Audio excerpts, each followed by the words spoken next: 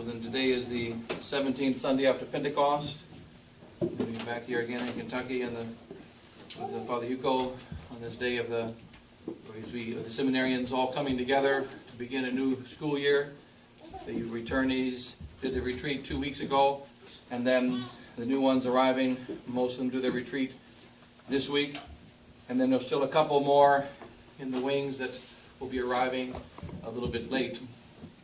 And so the seminary beginning its second year, and so we kind of, this Sunday, get things started on this seminary of Our Lady of Mount Carmel, which is a very important work in this battle of the restoration of the faith, the battle of restoration of the faith. And so the full number we don't know yet, but around 10 or 11. If all make it, we have 22, with those coming from Nigeria, getting their visas right now. Those coming from Brazil, we have to pray for them. 3 trying to get their visas for the last 2 years, and then also a couple from the Philippines, also working on their visas, and then also we have one coming from India next week, who should be due to be ordained a priest within the next year in June, and then also another possibly coming from Ireland, and we have from England, and another one arriving now just during the Mass sometime today from Poland. And so that it's an international seminary, and a few from the United States. We have our group here from the United States, and the Philippines as well. And so in any case, it's a global fight that we are in. And here today, Father and I are here to kind of inaugurate with the seminarians just to get started again the second school year. We'll have a retreat this week. The actual classes won't begin until the week afterwards.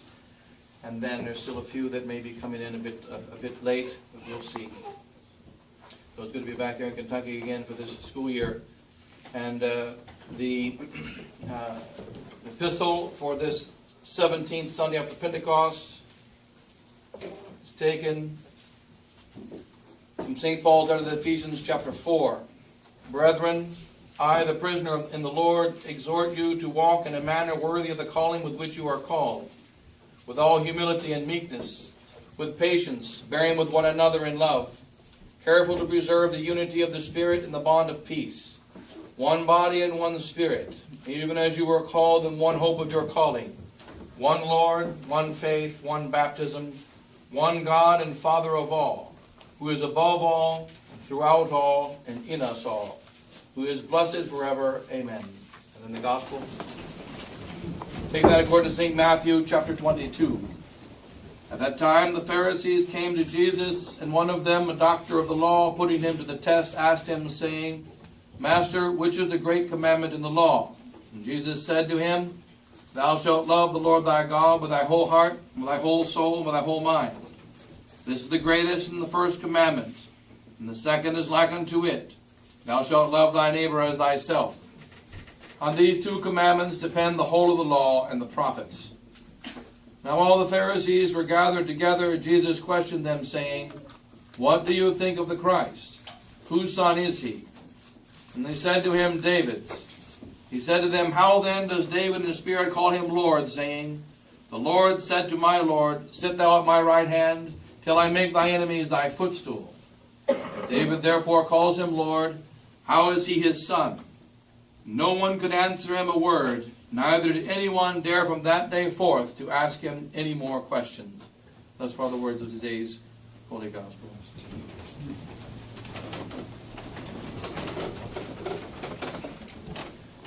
Father and the Son and the Holy Ghost, amen. Today is Sacred Day, the 17th Sunday after Pentecost, and also this year the first Sunday of October. And we read in the Holy Breviary about the great Mattathias. And we begin to read about the Maccabees. And the Maccabees, and Mattathias, Maccabees, Judas, Maccabeus, they are the great examples of our times, in which we are right now. We are now in the time of the Maccabees of the New Testament. Blessed Bartholomeus Holzhauser pointed out, along with the fathers of the church, There's 7 ages.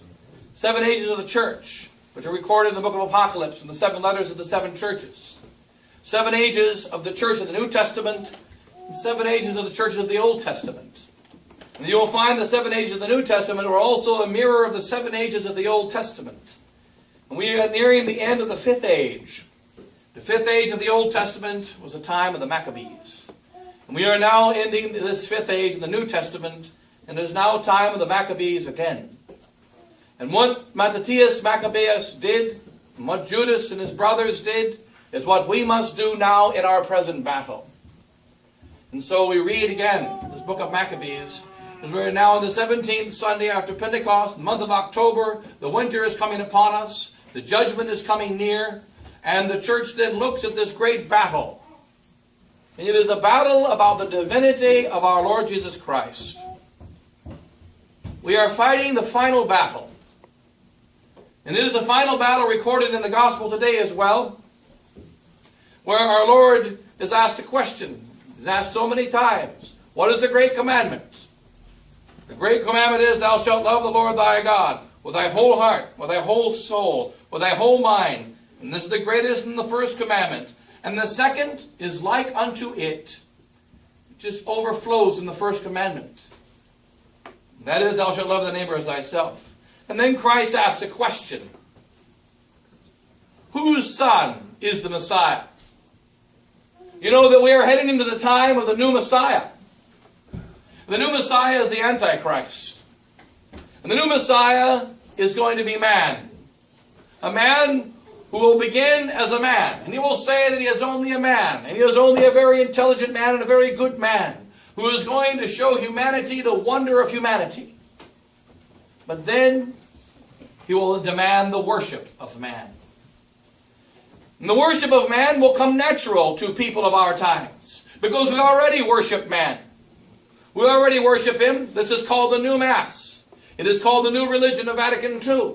It is a new religion of our world, but we already worship man. And so it will be very, very easy for us to switch from this Antichrist, who will be a very good man, who is going to come into this world, and he's going to say, I am a man, and you are men, and I believe in the dignity of man, and you believe in the dignity of man.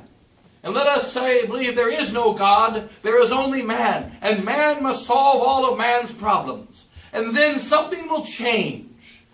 And you will say, in fact, I am the man God. And you must worship me. And the people will quickly go to the worship of the Antichrist. They will honor him, and they will pray to him, and they will worship him. Man will make himself God when he is not God. How is the world prepared for the Antichrist? By the worship of man. What is the answer? The opposite of the worship of man, which is the worship of God. And that is why when we come to the final battle, our Lord Jesus Christ comes to the Pharisees and the Sadducees, and he says, all right, whose son is David's? Whose son is the Messiah? He's David's son. Then why does David in spirit call him Lord? No father calls his son Lord.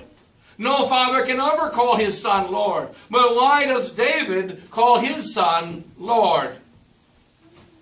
And they could not answer him. If David therefore calls him Lord, how is he his son? And no one could answer him a word, neither did anyone dare from that day forth to ask him any more questions. Why? Because they know the answer. One thing we must face in our modern world. Yes, there is a great deal of ignorance in our modern world. There is indeed. We have the most ignorant age that has ever been since the foundation of time. We have more fools than have ever been since the beginning of time. But the ignorance is not so great as it seems, because every man knows the answer to the troubles of the world. Every man knows the answer is God to every problem. And it is a temptation in the world today in which the worship of man has entered into the world. And the worship of man has become so powerful that we begin to worship man in all things. And we are preparing for the Antichrist. We begin to believe the man is the answer to all things. And who is the answer to our sickness? Who is the answer to our error? Who is the answer to our weakness? Who is the answer to our sin? He is God, God, God, and God. But now we have new answers. Man is going to answer by his PhDs and his SOBs and all the other different letters that he can get in the alphabet that say he is a great man. And he will get all those letters. He will go to all the universities. And he will be the answer to every error. The wise man of the university. He knows truth. God does not know truth. Speaking to a man in the airport just a few weeks ago, he asked me why I wear the red sash. This is because of St. John de Brito in India. And John de Brito, when he was killed, the Hindu priest said, spread his blood upon the sand, and the Catholic faith will come to an end in India. And so they spread his blood, and his blood is spread in an area about the size of this chapel. And it remains red 300 years later, after his death. The red sand. And he said, this sand is red from the blood of John de Brito. And when the Jesuit priest came and saw that, they said, you want the red blood?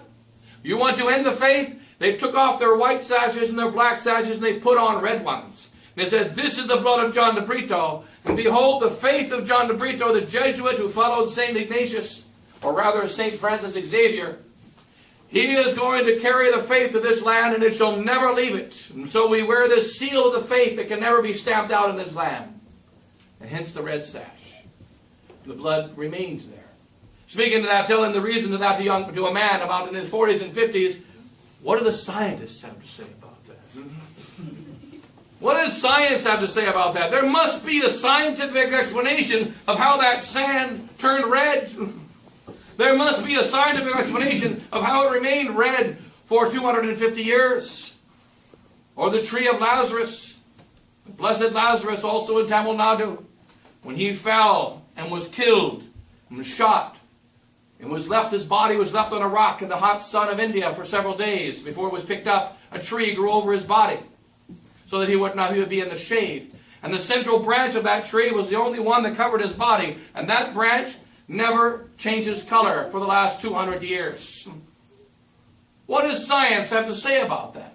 What does science have to say about Bernadette and her body? What does science have to say about the tilma of Our Lady of Guadalupe? What does science have to say? We have no answer in science, but we know, just like Walt Disney, that if you freeze the body of Walt Disney long enough, his body is on ice right now.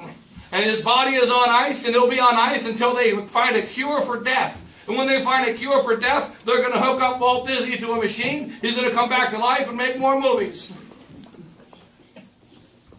And that is the world in which we are, in which we believe that man is God. And what is the answer? What is the answer? The answer is given in the book of Maccabees. And it is the only answer. Reading here from the book of Maccabees, we read this week. First of all, the problem is pointed out to see the similarity between our times and 160 years before Christ. In the time of the Maccabees, there was a wicked king by the name of Antiochus Epiphanes. Alexander the Great, it tells us in the beginning, had conquered the whole world, had gone over the world. And when he died, after only 12 years of reign, he handed the kingdom over to his sons. But then each one began to call themselves kings in all the areas where Alexander once ruled. And one of these wicked kings, who came 130 years later, was Antiochus. And he ruled over the land of Israel, which had been conquered by Alexander the Great some 150 years before. And so we're 160 years before the birth of Christ. And in this time, Antiochus the Illustrious, who is by the fathers of the church told to us to be a type of the Antichrist, that he is not only a wicked king, of which there are a dime a dozen, there are billions, millions of wicked kings, but this particular wicked king dies as the Antichrist is going to die. He lives as the Antichrist is going to live. And so he is not a perfect type of the Antichrist, but he is in many ways a type of the Antichrist. The Antichrist will be far more powerful than Antiochus. He will be far more devious than Antiochus. But nonetheless, he is, by the fathers told, as one of the types of the Antichrist. We read in the book of Maccabees, and it's interesting that that book was taken away by the Protestants. They don't like Maccabees. They removed it from the Bible, the two books of Maccabees, written by God. And in those days, there went out of Israel wicked men. That is, wicked Jews, not wicked pagans. There went out of Israel wicked men, and they persuaded many, saying, let us go, and let us make a covenant with the heathens that are round about us, for since we departed from them, many evils have befallen us. And the word seemed good in their eyes. And some of the people determined to do this, and they went to the king. And he gave them license to do the ordinances of the heathens. And they built a place of exercises, called a gymnasium, in Jerusalem, according to the laws of the nations. And they made themselves purposes, and departed from the holy covenant, and joined themselves to the heathens, and were sold to do evil. And so that the kingdom was established of Antiochus. They built gymnasiums. They worshipped sports. They went to the sports arenas. They ran around naked. They sold themselves to do evil. And not only did the lay people do this, but the priests also. And what did they say? Many wicked men went out of Israel, and they said, let us make a covenant. Let's make a deal with the heathens. Let us make a covenant with them. For when we had not made a covenant, many evils had befallen us. It's been too difficult these last years since Antiochus took over. And there has been great slaughter amongst the people. And the virgins and the young men have become weak, and many have been killed. And there has been a great sorrow. Let us make a covenant with them, and let our sorrows end. In the last 50 years, since Vatican II, many of those that have decided to stand up for the truth have gone out and said, let us make a covenant. And 50 years ago at Vatican II, or 60 years ago at Vatican II, the Pope said, let us go out and make a covenant. For it is going bad with us in the modern world. The modern world is too powerful. The modern world has got too many of the answers. We must have a balance in our church. And we must recognize that there is another way of looking at things than God's way. And we have to make compromise and a covenant with the heathens of the world. And the priest must learn to dress like a heathen and no longer dress like a priest. He must learn to talk like a heathen and no longer talk like a priest. People must learn to think like heathens and dress like heathens and act like heathens and imitate the heathens, that there might be peace in our church and peace in our world. For the world will not accept our ways. And so a compromise was made, and a covenant was made. There is now regular talk of this covenant between Bishop Fillet and the Society of St. Pius X and modernist Rome. There's regular talk of the covenant. But the covenant is already made. The wicked men have already gone forth. They have already changed their ways, and we have already turned away from God. Now, one of the troubles of today is the devil is very powerful in his lies. And the most powerful lies are not the lies we tell to others, but the lies we tell to ourselves. And the devil wants us to lie not only to others, but to ourselves. And the fact of the world today is that man worships himself already. The idolatry of man is a fact of life. It is a fact of life in Catholic tradition. It is a fact of life in Rome. It is a fact of life in all the dioceses and religious orders of the church. It is a fact of life amongst the pagans. It is a fact of life amongst the atheists. It is a fact of life amongst the Protestants. It is a fact of life amongst the Muslims and amongst all men in the world today, that man worships himself. Now, this worship is disguised in multiple ways. But man worships himself. What is the most important thing? The honor and glory of self. That is what matters.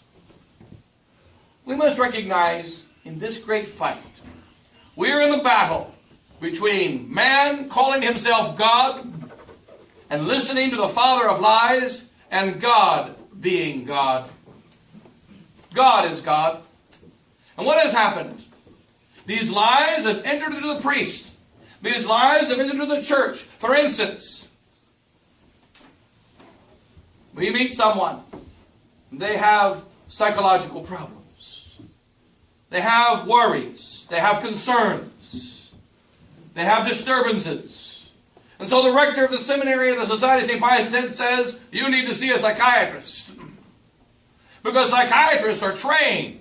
They learned that many immoral sins are in fact natural. They learned that homosexuality is normal. They learned from Sigmund Freud that sex is the only drive in man's life. They learned from Charles Darwin that we evolved from apes. They learned from Immanuel Kant that we have millions of different stupid categories that have nothing to do with each other, unless you're playing Scrabble. And so they learned all these things, and they are experts. They have PhDs. I'm just a priest. All I do is say Mass and hear confessions and worship God. What do I know? You go to the experts. You go to the experts. And this is a blasphemy against God. And it is a denial of the divinity of Christ. That's what it is. God is a creator. But you know that there are deists a few hundred years ago, and they said God's a creator also. They can accept that. No one has a problem with the creator, so long as he creates us like the deist said, which is he created the watch. He created the watch, he wound it up, and he put it in the sand, and then he went on a divine journey into nowhere land. And he left the watch alone.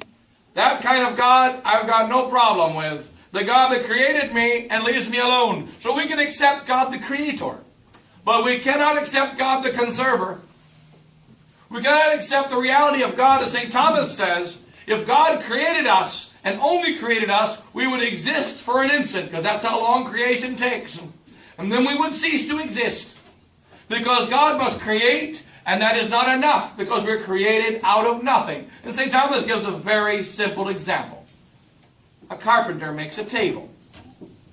He takes wood, and he puts it into 4 legs and a top, and we have a table. When the carpenter leaves, what happens? All we have is wood. The wood was there before the carpenter came, and the wood is there after the carpenter left. And the carpenter didn't make the wood. All he did was rearrange it, add some glue, a couple of nails.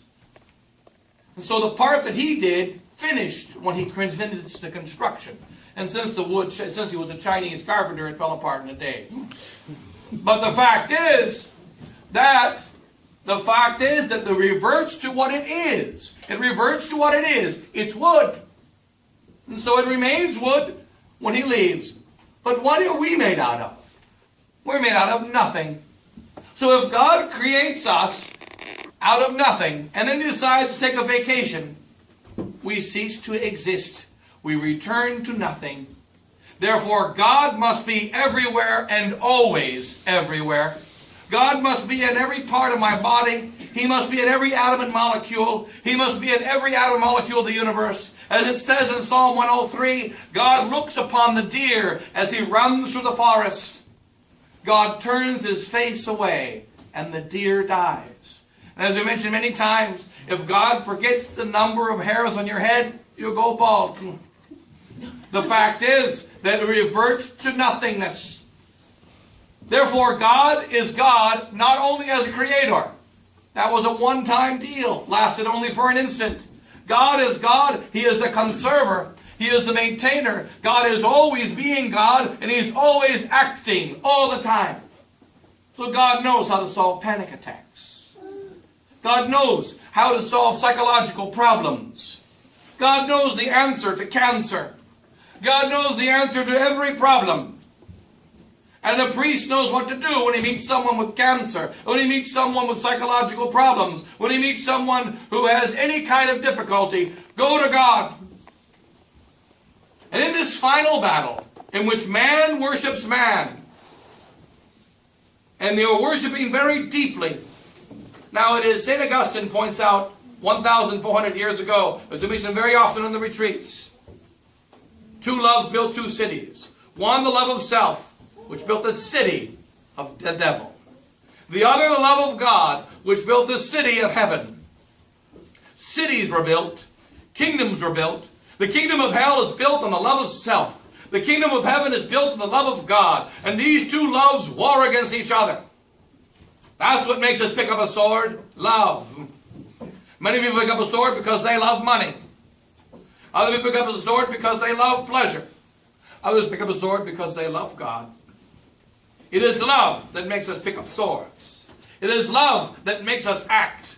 It is love that makes us fear. It is love that makes us do all the things that we do as human beings. We fear that which is going to take away the object of our love. And hence the man that loves God fears sin. He fears anything that's going to lead him to sin. He fears anything that's going to take him away from the honor and glory of God.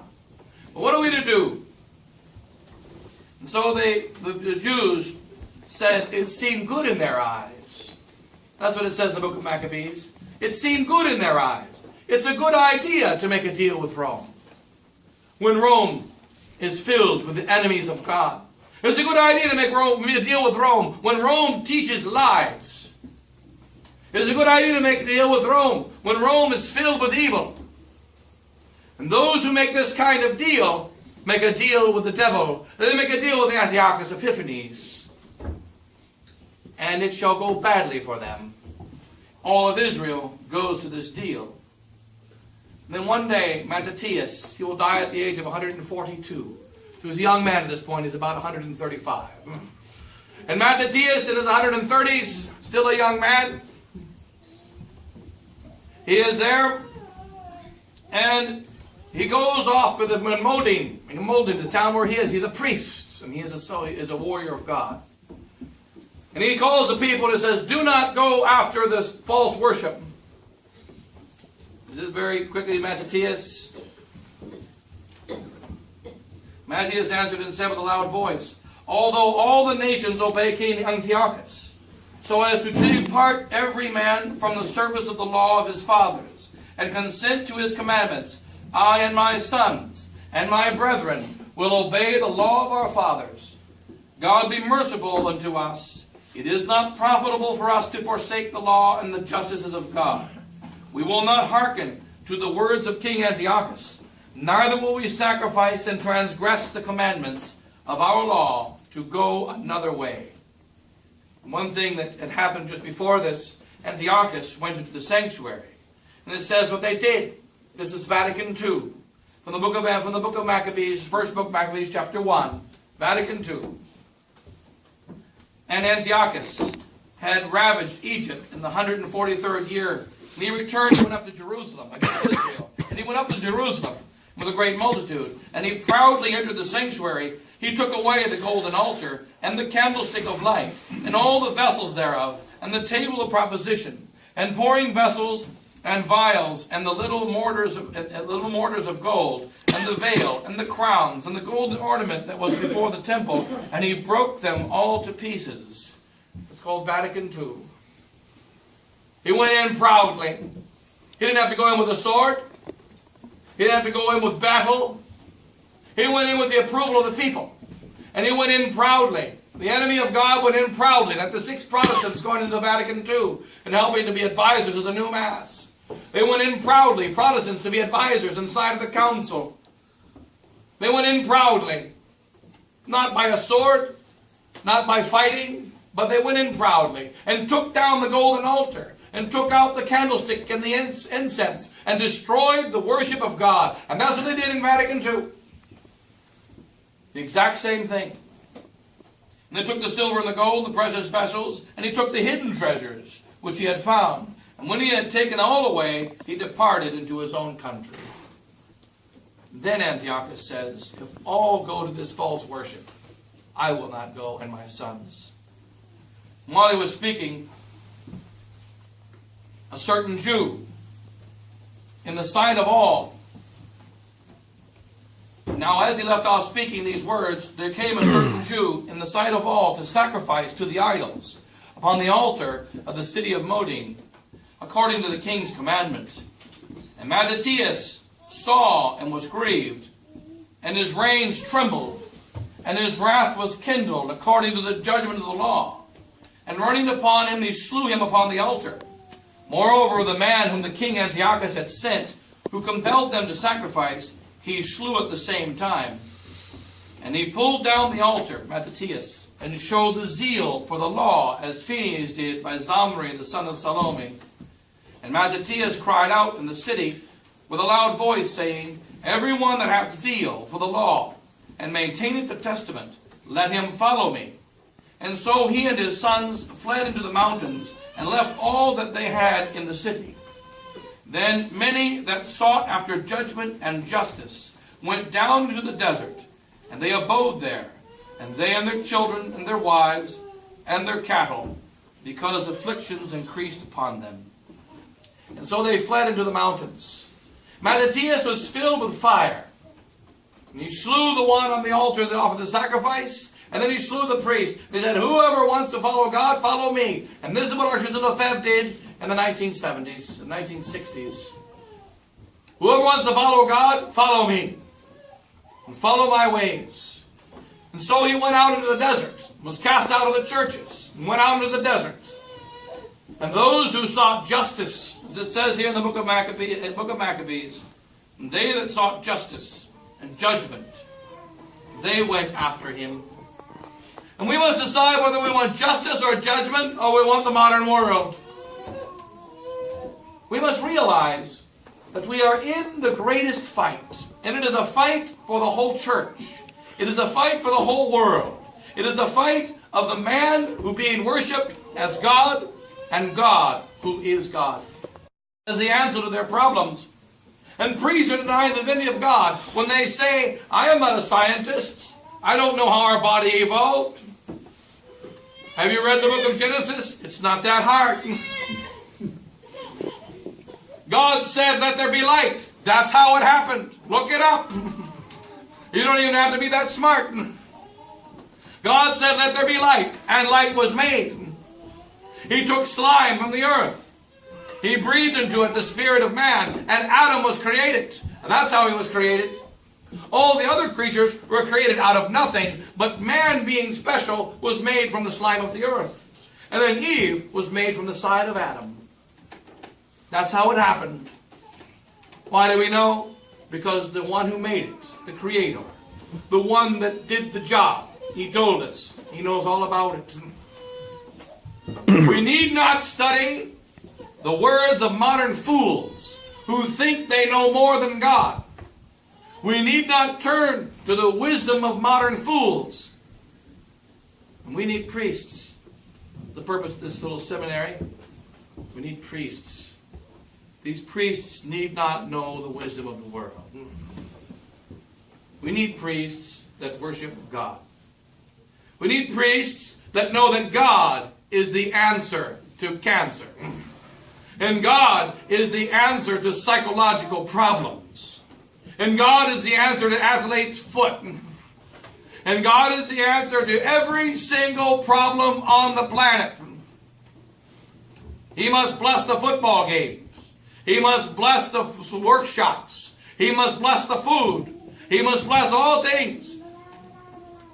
When you kneel in front of the bishop and ordain a priest, the hands are placed in presence of the bishop. And the bishop says, what these hands bless, it shall be blessed. What these hands consecrate, it shall be consecrated. And where is the power of these hands? They do not come from my mother. They do not come from this earth. They come from the ordination of the bishop on the day that I was made a priest. And the power of God is in these hands. And if I don't believe it, it simply means I'm a liar. The power of God is in these hands. When the priest lifts up his hands and says, Ego te absolvo a peccatis tuis, the sins are forgiven. And when he lifts up the host by the power of God, it is God that is lifted up into the air. Who gives to a man the power to lift up God, who is more heavy and larger than the entire universe? We don't go to a special workout program. We don't go to the gym when we're deacons to work out, practicing being able to lift up God. God gives that power. God gives that strength. And it all comes from Him. And the question is, do we know that it's real? Do we believe that it's real? And if there is a problem, it's in our minds. And it's in our hearts. There's no problem in that tabernacle. There's no problem on that cross. There's no problem in the essence of our holy church, though it is wounded deeply on all sides. And we have a wicked pope. And we have wicked bishops. And we have wicked priests. And we have wicked men. And we have wicked women. And we have wicked children. And that's the world in which we live. What are we to do? Live according to the justice of God. Live according to the greatness of our God. Because He knows how to fix wickedness. And He can fix it in one instant. And it is a foolish thing to say. An absolute foolish thing to say, which now many priests are saying. It will be a slow and incremental correction of the errors in the church. As an old Father Jahir told Father Hugo and myself 2 years ago, almost 2 years ago, in Brazil, he said the church is filled with termites. The Society of St. Pius X is filled with termites. Catholic tradition is filled with termites, the white ants, as they call them in India. And these white ants have destroyed the wood. You cannot splice it. You cannot fix it in any human way. We must start anew. And how can it be fixed? Only by the miraculous intervention of God. There is no other way. He is the only one that can fix termite-ridden wood. And if we believe we can kill one termite and kill another termite and convince another termite not to eat so much, and then we're going to get the pieces of wood and glue it together and make it stronger, you're a fool. A fool.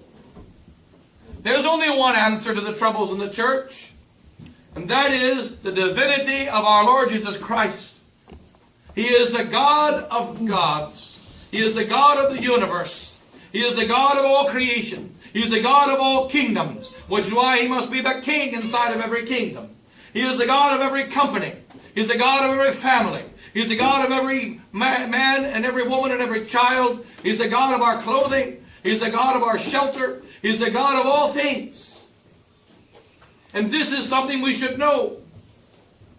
Therefore we return to God. We return to God.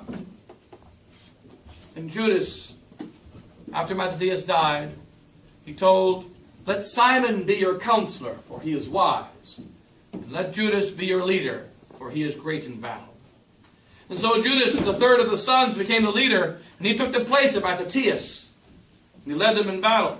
And we are in that time right now.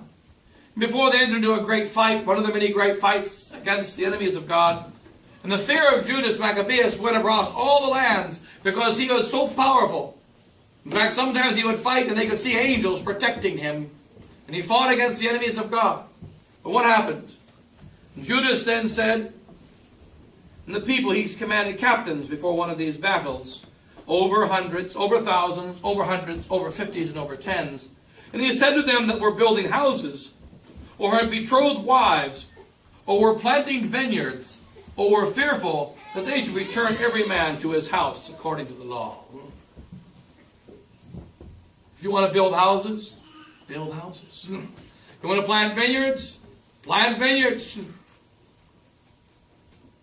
But let those who want to fight leave behind their houses, leave behind their vineyards, and come to the battle. Are you fearful? Then go home. Before he went to battle, being far outnumbered, Judas Maccabeus stood up in front of his soldiers and said, those who have betrothed wives and you want to take care of your new wife, go take care of your new wife. Those that have planted vineyards, go take care of your vineyards. You build houses, go build your houses. And if you are fearful, go and be safe. We're in an age of safety. It's the most important thing. Safety first. Go and be safe. But whoever wants to fight with the Lord, let him come to the Lord's side. As Moses said in his great battle, who is on the Lord's side? And they came over to the Lord's side. And he said, kill all those on the other side. And more than 30,000 were killed in one day. And we now need soldiers. We need priests. We need brothers. We need sisters. We need nuns. Who are going to give themselves to God. Who are going to return the glory to God. The glory that the world has given to man. Everything, every glory that used to be given to God, at least the deists gave him the glory of being the creator. But Darwin took that away. And at least a few years ago, they gave the priests the privilege to deal with messed up people. Anybody who's mentally retarded, anybody who's emotionally disturbed, go talk to Father. But now the psychiatrist has taken that job. And every single work of God has been taken away from the man of God. And every work of God has been taken away from God. And every bit of the glory of God has been taken away. And so who wants to give that glory back in all of its splendor? Without any conditions. We must understand that God is God. He knows how to take a fool who was raised on video games and spent his entire life in front of a computer. Basically our modern idiots that are entering seminary now. He knows how to take guys who have bad backgrounds. He knows how to take guys that are morons. He knows how to take guys that are weak. He knows how to take men that come from a sinful background. He knows how to take men who come from an innocent background, and every other kind of background, all of which, when you look at them individually, you say, that's not the right kind of background. He knows how to take those that have no place to go and turn them into soldiers of God, because He can do whatever He wants. And He can use whatever weapons He wishes to use. But one thing that He demands is the fullness of our minds and the fullness of our hearts. You will serve the Lord thy God with thy whole heart, thy whole mind, thy whole soul. That part is up to us. Are we ready to give our whole heart, our whole mind, and our whole soul? Then come to the battle. If you want to keep part back, go build your houses. But we need soldiers that are going to give their whole mind, their whole heart, and their whole soul to God. They don't have to be intelligent. God will send a few guys with half a brain. And besides, one of the encouraging things about today is if you're really stupid, you're still smarter than everybody else. A few years ago, it would be depressing to be stupid. Now, if you're really stupid, you're a genius. So it's not a major drawback anymore. And so the fact is that intelligence is not so important, but fullness of the love of God is. And the recognition God created Adam out of nothing, and to be able to give the answer that Bishop Sheen gave in some of the questions. Like when one of the skeptics, when Bishop Sheen was talking about Jonas in the belly of the whale, he said, how did Jonas live 3 days in the belly of the whale? And Bishop Sheen answered, I don't know. But when I get to heaven, I'll ask Jonas. They said, what if he's not in heaven? Then you ask him. But the fact is, there are many questions that we don't know the precise answer to in its detail. But what do? We refer all to God. And we know the answer in its essence. And modern fools who say that science has proven we came from apes, only they can't find a single missing link. And modern fools, we ask them, for instance, there are billions and billions of kinds of insects. Billions of them. Show me one of them that's evolving into another one. Well, you know, I mean, there are trillions and trillions of little bitty amoebas, and trillions of little bitty one-cell creatures that are. Well, show me one that's evolving into a two-cell creature or a different one-cell creature. Well, you know, they are fools. Do not treat them with respect. You waste your time. Dennis Rodman reserved more respect as he could at least play basketball. These fools can't think. These fools don't know what they're talking about. These fools are spewing out lies. Don't give them respect. It's a waste of time. There are better things you can do with your time than that. We must respect God. And we return all things to God. All things to God. That's what's necessary. And Mattathias went to battle, and we must go to battle with Archbishop Lefebvre. And now there are many priests telling us, well, Archbishop Lefebvre's way, and the way of Mattathias in the Old Testament, it's not the way now. We've got to find a new way to fight Vatican II. We've got to find a new way. No, we don't. We must do what Archbishop Lefebvre did. We must preach the truth clearly so it can actually be understood, instead of speaking foolishness. And we must do what he did. There must be a seminary, and we have it. But we don't know how our priests are going to be ordained. Only God knows. We don't know the ones that will come. Only God knows. But we must continue this work anyway. And when? Usque ad mortem. Bishop Williamson told me, I just visited him last week. He wanted to come over and talk about flowers and waves and other very significant things. And I went over to speak with him. And in the conversation, he told me, he said, you know, in 1975, he went to the Archbishop, because that was the year of the suspension or whatever, and many, many priests, professors left the seminary. It seemed like all were going to leave. It was the last year before Mr. Williamson would be ordained a priest. He was ordained in 1976. And so he went to Archbishop Lefebvre and said, what will you do if all the professors leave? What are you going to do if all the professors leave and we have no professors next year? Archbishop Lefebvre said, well, then the seminarians are going to have to learn how to open their manuals and study on their own. I'm going. I'm not stopping. This is what we're doing. So I repeated to Bishop Williamson when he told me the story. I'm going. I'm not stopping. This is what we're doing. We must do what Archbishop Lefebvre did. It's not enough. And we must do this work until we die.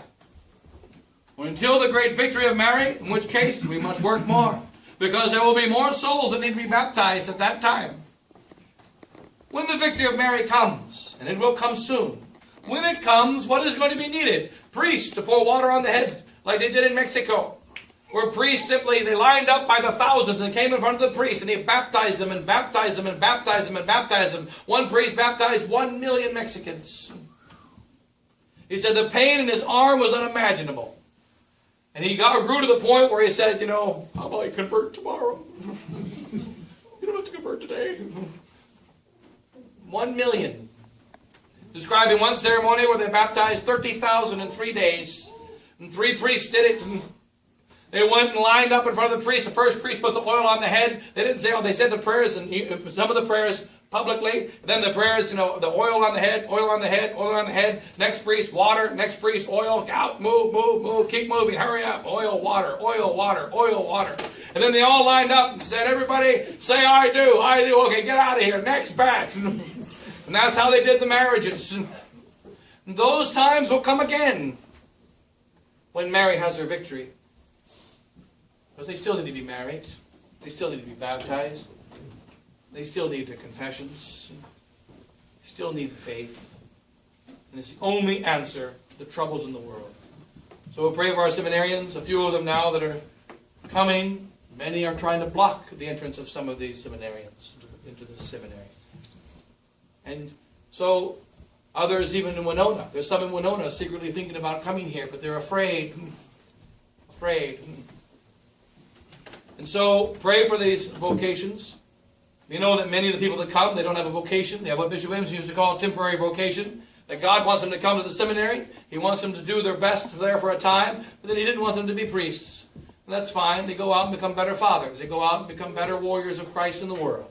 Not all that enter will be ordained. Many will not be ordained. But whenever you give to God the first, and whenever you give to God the best, He always returns better. And so we pray for the vocations, and that they come, these weak sinners being pulled together. And this seminary is like a rock crusher, where they all bounce around, these rough rocks bounce around, and they rub each other against each other and drive each other nuts. And in the process, they become polished. The training involves some teaching, but it involves also a moral behavior. It involves 3 seminarians driving each other's nuts and overcoming each other's faults and dealing with the great vicissitudes and difficulties of life. And in all these ways, they are formed into priests, into brothers, and so on.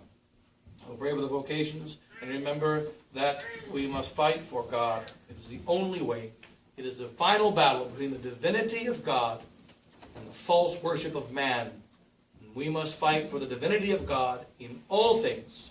And only the Holy Mother can teach us that. Only the Holy Mother can prepare us for that. So I have a great love of the Blessed Virgin Mary, who is our Mother, the only one that can prepare us for God. We'll close that. God bless you all. Father, and Son, and Holy Ghost. Amen.